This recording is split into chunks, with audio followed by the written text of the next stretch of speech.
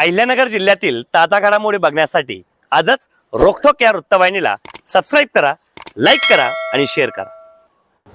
कोपरगाव वतनदार दलित समाज बांधवांनी दिलेल्या निवेदनावर अद्याप कोणतीही कारवाई न झाल्याने संतप्त होत प्रशासनाविरोधात धरणे आंदोलनास सुरुवात केली आहे। याबाबत जिल्हाधिकारी कार्यालयास निवेदन देण्यात आले असून 26 मे 2026 रोजी डॉक्टर बाबासाहेब आंबेडकर स्मारक शेजारी पीडित कुटुंबाच्या वारसदारांकडून आंदोलन सुरू करण्यात आले आहे। निवेदनात म्हटले आहे की 16 एप्रिल 2026 रोजी दिलेल्या तक्रार निवेदनानंतरही कोपरगाव पोलीस स्टेशनकडून कोणतीही ठोस कारवाई करण्यात आलेली नाही। तसेच संबंधित वतनदार कुटुंबियांना लेखी स्वरूपात कोणतीही माहिती देण्यात आलेली नसल्याचा आरोप करण्यात आला आहे। दलित समाजाच्या जमिनी काढून इतर समाजास वाटप करून हजारो कोटींचा घोटाळा झाल्याचा गंभीर आरोप आंदोलनकर्त्यांनी केला आहे। या प्रकरणात दलित अत्याचार प्रतिबंधक कायद्यानुसार गुन्हे दाखल करून संबंधितांवर तात्काळ कारवाई करावी अशी मागणी निवेदनातून करण्यात आली आहे।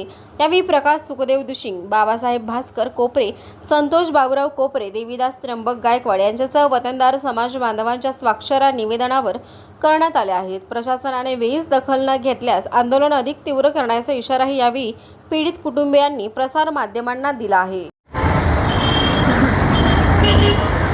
जय भीम। आज मातारामाईच्या स्मृतीस अभिवादन करून आज त्यांना विनम्र अभिवादन करतो आणि आज आंदोलनाचा आमचा दुसरा दिवस आहे। काल कोपरगाव नगर परिषदेचे मुख्याधिकारी साहेब, त्यानंतर कोपरगाव शहराचे नगरपालिकेचे परागजी संधान साहेब हे काल आमच्याकडे येऊन गेलेले आहे आणि त्यांना आम्ही ज्या आमच्या मागण्या आहे त्या मागण्याच्या अनुषंगाने त्यांना एक निवेदन पण आम्ही दिलेलं आहे। त्या निवेदनात स्पष्ट सांगितले आम्ही कोपरगाव नगरपालिकेच्या हद्दीमधील सर्वे नंबर 1935 हा सर्वे नंबर 5, 6, 7 आणि 8 व 9 पैकी काही क्षेत्र मिळून 50 एकर ते 30 गुंठ्याचा झालेला आहे। परंतु कलेक्टरपासून तर मंत्रालयापर्यंत त्याची माहिती त्या अधिकाऱ्याखाली विचारणा केली असता या महारत्नाच्या सर्वे नंबर भूसंपादनच झाला नाही आणि 1924 साली हा सर्वे नंबर शहरा मारला गेला का डेव्हलपमेंटकडे। मग डेव्हलपमेंट नेमकं कोणाला केलं? जर आमची महारत्नाची जमीन आहे, शासन म्हणतं ही महारत्नाची जमीन आहे, मग यांनी डेव्हलप कोणाला केलं? बरं, आता डेव्हलप जर यांनी केलं तर आमचे घरदार उद्ध्वस्त करून ज्यांना डेव्हलपमेंट केलं त्यांच्यावरती अॅट्रॉसिटी ॲक्टप्रमाणे गुन्हा दाखल व्हावा ही आमची प्रमुख मागणी आहे। या मागणी जोपर्यंत आमची पूर्ण होत नाही तोपर्यंत आम्ही आंदोलन सोडणार नाही। आज आंदोलनाचा दुसरा दिवस आहे।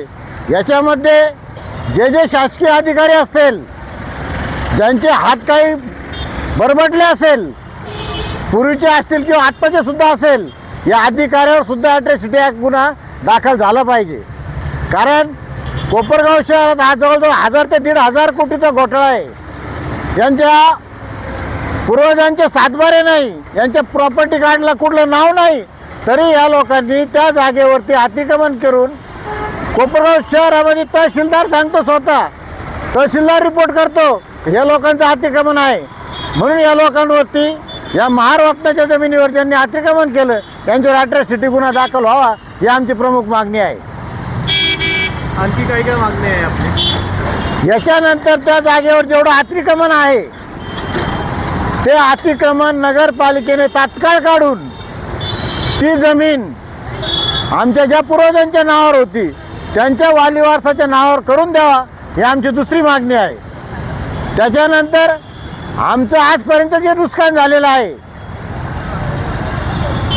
म्हणजे 1924 पासून तर आजपर्यंत या कोपरगाव शहरामध्ये आम्हाला ज्यांनी बेघर केलं आहे, ज्या अधिकाऱ्यांनी बेघर केलं, ज्या समाजकंटकांनी बेघर केलं आहे, अशा लोकांवरती, मग तो राजकीय हस्तक्षेपाचा अधिकारी असेल किंवा कोणता एखादा मोठा अधिकारी असेल तर त्याच्यावरती गुन्हा दाखल झाला पाहिजे ही तिसरी मागणी आहे आमची।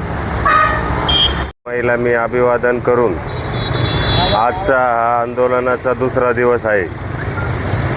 सदर CTS 1935 हा पूर्वीचा महारत्नाचा होता।